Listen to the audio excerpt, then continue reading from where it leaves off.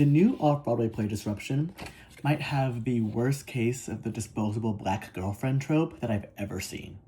I'm going to be using the show's plot and the themes to prove my point, so they're going to be spoilers. Okay, so Disruption is a new play written by Andrew Stein, directed by Hirsch Ellis, that's now playing at the Signature Theater, opened on August 2nd. In Disruption, tech entrepreneur Nick, played by John David Washington, presents his three best friends with his next big idea. An algorithm more complex than the human brain that promises to guide them through major life decisions better and more effectively than they can themselves.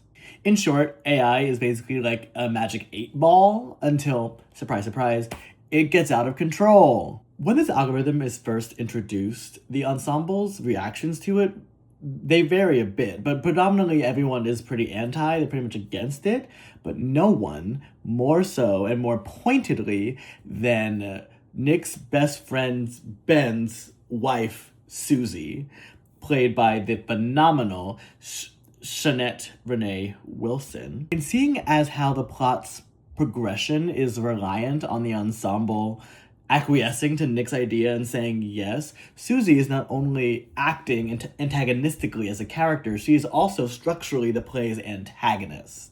And as the only black woman on stage, she so easily falls into this angry black woman trope.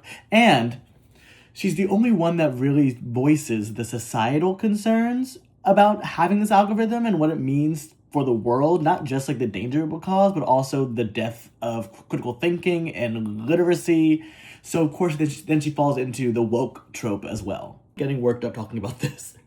There are a couple of things we know about Susie, right? She is politically literate, I guess. She loves her husband, and she does not want kids. That is something that they talk about in the first scene they have together, and it's very clear in their relationship that that is not what they want. So, this algorithm, naturally, identifies that what's missing in their relationship to make them both happy is a kid.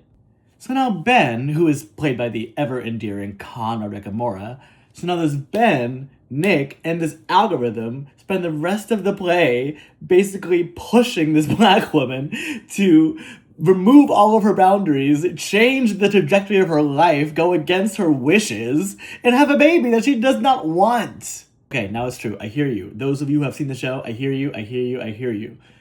She's not the only person, the only wife that gets tricked and manipulated in this play. Nick basically seduces all of the husbands, and together, all of them manipulate their wives. Susie's stings a little bit more, though, because, and here it comes, huge spoiler alert, spoiler alert, spoiler alert, she dies.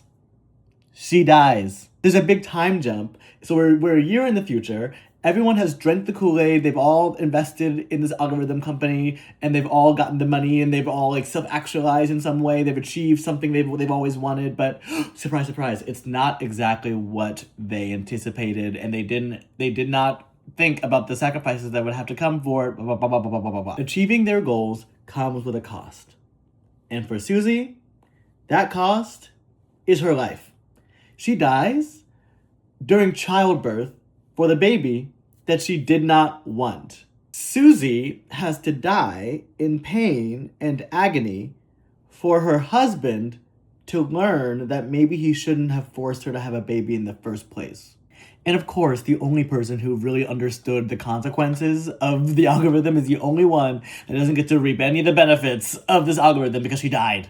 So essentially, the play shows me that this algorithm kills Susie to give Ben happiness. It, for the most part, that's kind of what's happening here, right? Basically reducing her to just the bearer of children, and then whisks her out of the story to be gone forever.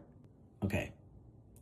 So when I take off my culture critic goggles, I can say that I really enjoyed this play. I actually really enjoyed a lot of parts of this play. That is not what this is. This is not a critique of the writing of the play. I actually genuinely enjoyed it. And I genuinely believe that this trope is something that the creators fell into.